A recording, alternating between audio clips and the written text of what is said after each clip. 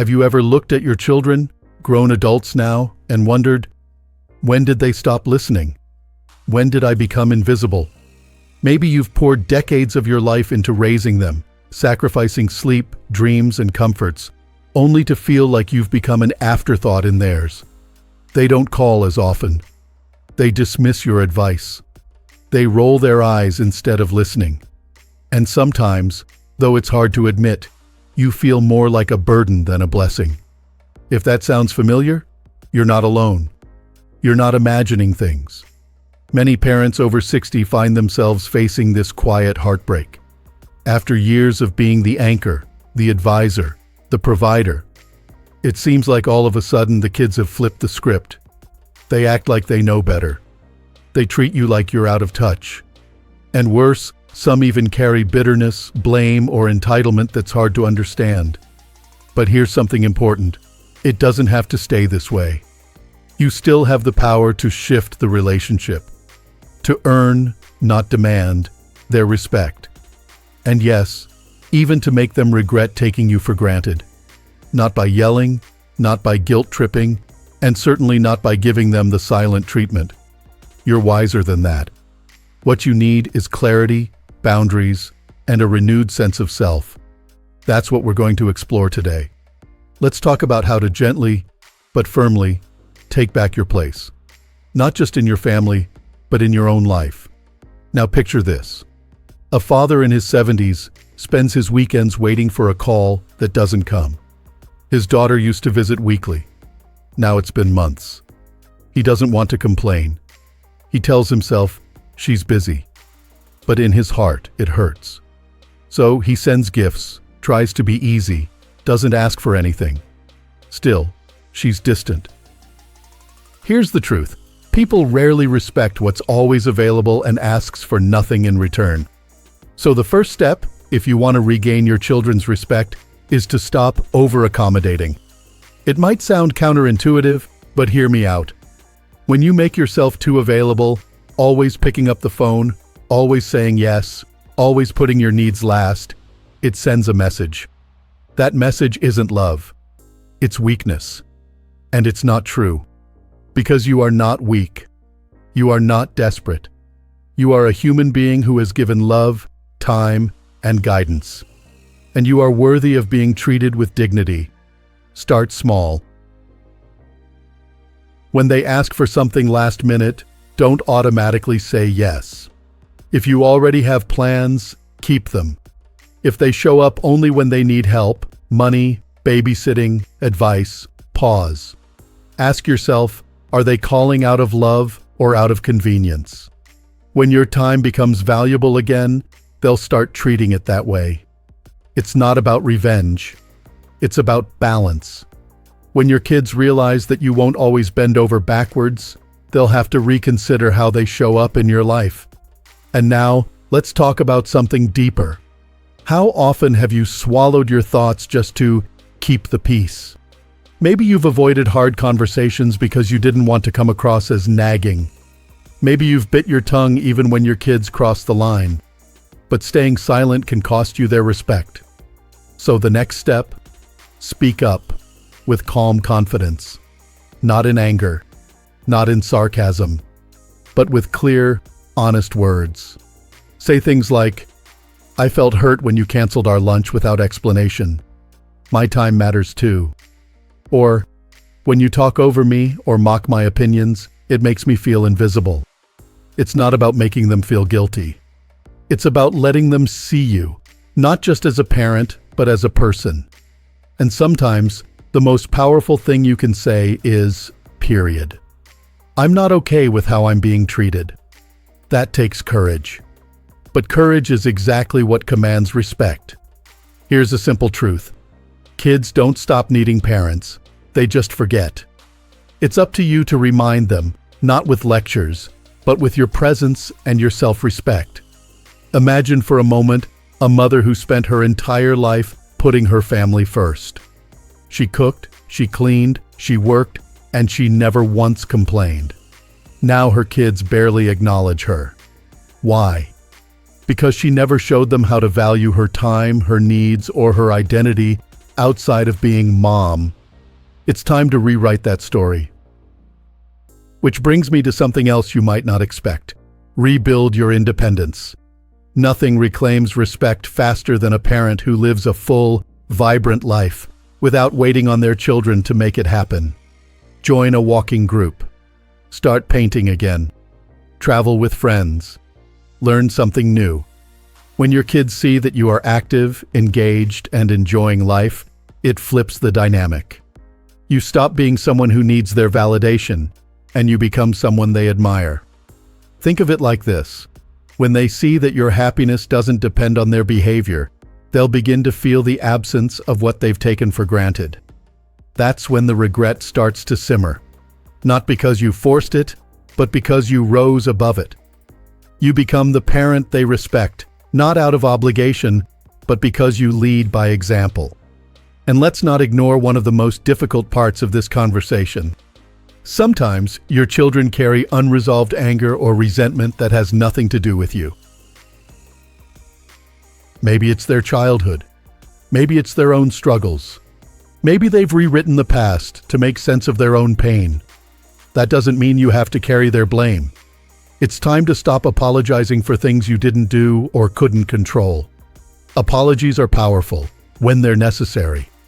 But over-apologizing for simply existing, for having feelings, or for not being the perfect parent only weakens your voice. Instead, if you truly believe there's something that needs to be addressed, acknowledge it once, sincerely, and then move forward. You do not need to spend the rest of your life atoning for the parts of parenthood that didn't go perfectly. No parent gets it right 100% of the time. What matters is what you do now, today. So if your kids are still holding something over your head, gently but firmly say, "I've done the best I could with what I had. I'd love to talk about it when you're ready, but I'm not going to keep punishing myself forever." That is strength. And strength demands respect. You're not asking them to forget the past. You're inviting them to start fresh, with the version of you that exists now. The wiser, more grounded, more self-aware version. And if they can't see that, then maybe it's time to create some space. Not out of anger, out of self-love. Because love without boundaries becomes a trap. And respect without consequences isn't real. Let your life speak louder than your frustration. Let your quiet confidence replace your need to explain yourself. And above all, believe this: you are not powerless. Now that we've started laying this foundation, let's keep building together. Once you've stopped over-accommodating and started speaking up for yourself, you'll begin to feel something stir. A quiet confidence that might have been buried under years of keeping the peace. And that confidence becomes the foundation for something even more powerful: consistency. If there's one thing that earns long-term respect, not just from your kids, but from anyone, it's showing up the same way every time. Not hot and cold. Not firm one day, then bending over backward the next. But steady. Consistent. Grounded. Let's say you told your son you wouldn't lend him money again unless there was a real plan for how he'd use it. But a week later, he calls in a panic. He needs help. Again.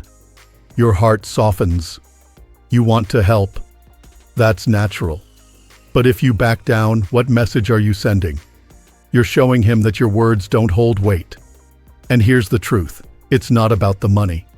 It's about the boundary.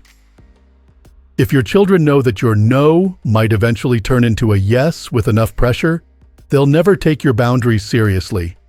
But if your actions match your words, every time, they'll begin to see you differently. They may not like it at first. In fact, they might push harder. But deep down, they'll recognize it. That's what respect looks like in action. You don't have to be harsh. You don't have to raise your voice. But you do have to be firm. Now that firmness becomes even more effective when it's paired with something else: self-reflection. Sometimes the hardest thing to admit is that we may have taught our kids how to treat us, not by what we said, but by what we allowed. Maybe we taught them to expect that we'd always be there to fix things. Maybe we absorbed their disrespect without ever addressing it. Maybe we brushed off their rudeness as just a phase. And over time, that became the norm. But here's the gift of being older and wiser. You can own your part, and then you can change it. Take a quiet moment to ask yourself, where have I accepted too little? Where have I given too much? Where have I let fear of losing the relationship stop me from being honest? There's no shame in recognizing it. In fact, it's a turning point. Because once you see it, you can stop repeating it. And that's when you begin to model something that your children may have never truly seen from you. Self-accountability without self-sacrifice. That's a lesson they'll carry into their own lives, maybe even into how they raise their children. So, you've done the inner work. You've begun to protect your time, to speak up, to remain consistent. Now comes something that might feel surprising, especially if your relationship with your kids has grown cold or strained. Start treating yourself the way you wish they'd treat you. Sounds simple, right? But most people skip it. You want them to show up? Start showing up for yourself. You want them to speak with kindness? Speak kindly to yourself. You want them to remember your birthday, call you regularly, invite you into their lives? Start living in a way that reflects that you are worth remembering, worth talking to, worth including. Take care of your health, not just for longevity, but because it sends a message. I'm still here. I still matter. Invest in your appearance, not to impress anyone, but to remind yourself that you deserve to feel good. Celebrate your milestones even if no one else does. Go out. Be seen. Be active in your community, in your hobbies, in your dreams. When your kids see that you're not sitting by the phone waiting for them to remember you, but out there living, growing, laughing, they'll feel it. And you know what else happens? The guilt starts to rise. Not because you tried to make them feel bad, but because they begin to realize what they've missed. They see that while they were too busy, too distracted, too wrapped up in their own world, you were quietly moving on without them. That kind of regret is powerful. Now let's talk about one of the most overlooked forms of communication: silence. Yes, silence. Sometimes saying nothing speaks louder than any speech you could give. When your child crosses a line, or speaks disrespectfully, or ignores a boundary you've clearly laid out, don't argue. Don't try to explain. Don't chase. Just pull back. Let the silence say, I'm not playing this game anymore. You're not being cold. You're being clear. And in that silence, your child may begin to reflect. Because suddenly, the pattern is broken. You're not reacting like you used to. You're not begging for peace. You're not trying to fix the relationship on your own. You're simply holding space for them to meet you at your level or not at all. That kind of quiet strength, it's magnetic. Now, all of this, the boundaries, the reflection, the self-worth, leads us to one of the hardest yet most rewarding parts of regaining respect from your children: forgiving yourself. That's right, forgiving yourself. Not because you've done something terrible, but because it's time to release the guilt you've been carrying. Maybe you weren't the perfect parent. Maybe there were mistakes, big or small. But dragging those moments into every conversation, every interaction, every decision, it's exhausting. And it keeps you stuck in the past. Your children don't need a perfect parent. They need a present one, an honest one, a whole one. And you can't be any of those things if you're drowning in shame or regret. So, if you need to say it out loud, say it. I forgive myself. Say it often. Say it gently. Say it until it starts to feel true. Because when you do, you release yourself, and you make room for something new to grow between you and your kids. And that's where the shift happens. You're no longer parenting from guilt. You're no longer asking for respect from a place of lack. You're standing in who you are, flawed, strong, experienced, human. And from that place, your children can finally see you again. Not just as the person who raised them, but as a person in your own right, someone worthy of kindness, of attention, of respect. You can't force them to treat you differently, but you can become someone who will never again settle for less. And that's where real change begins. You've laid the groundwork, claimed your boundaries, found your voice, and started living for yourself again. But there's something else that often gets overlooked in these conversations, something that can quietly rebuild respect like almost nothing else. Purpose. Not the kind of purpose that comes from being a parent, a provider, or a fixer. That season of life is shifting. This is about rediscovering the purpose that's just for you. The kind that wakes you up in the morning with energy, curiosity, even joy. When your kids see you thriving, not waiting for them, but actively creating meaning in your own life, it changes the way they look at you. You stop being someone they take for granted and start becoming someone they aspire to be. Maybe it's volunteering at a place that matters to you. Maybe it's leading a local group or starting that passion project you've put off for years. Maybe it's as simple as showing up with new stories, new ideas, new energy that has nothing to do with them. Here's what that does. It gently reminds your children that you're not frozen in time. You're still evolving. You're still growing. And that shift forces them to see you in a new light, not just as mom or dad, but as a whole person who deserves recognition. Now, sometimes that shift happens slowly, but sometimes it takes just one moment. Imagine your son comes over, expecting the usual routine, you waiting around, asking about his job, offering help. But instead, he walks in and sees you on your way out the door. You've got plans. You're dressed for dinner with friends. You smile and say, "You're welcome to join next time." That one moment rewrites years of dynamics. It's not a punishment. It's a powerful message. My life matters too. And when they feel that shift, when they realize they're no longer the center of your world, they start leaning in a little closer. Not out of guilt, but out of curiosity. Out of newfound respect. Now let's talk about one of the hardest parts of reclaiming respect, letting go of the need for their approval.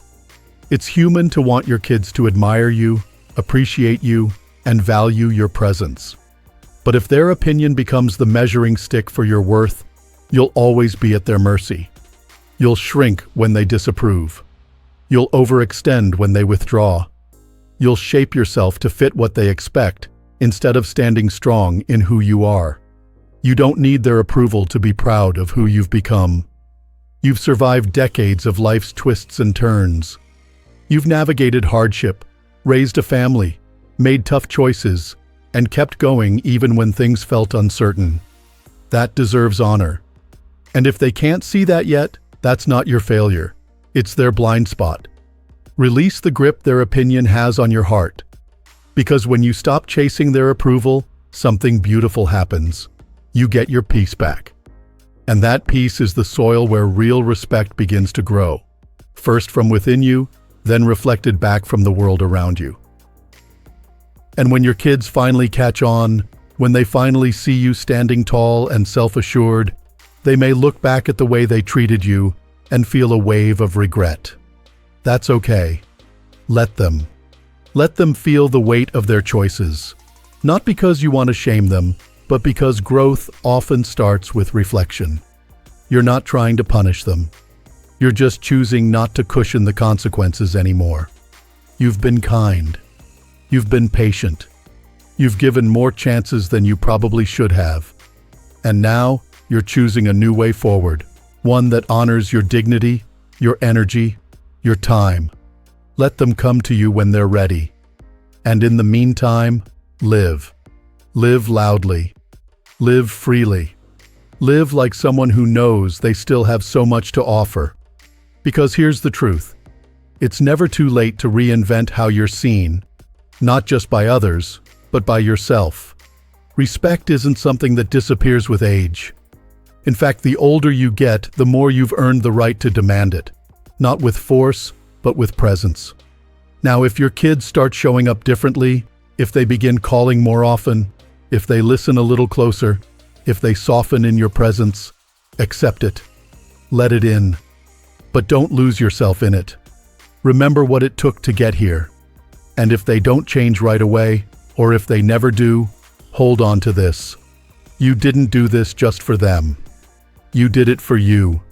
Because at the end of the day, this is about reclaiming the part of you that forgot how powerful you still are.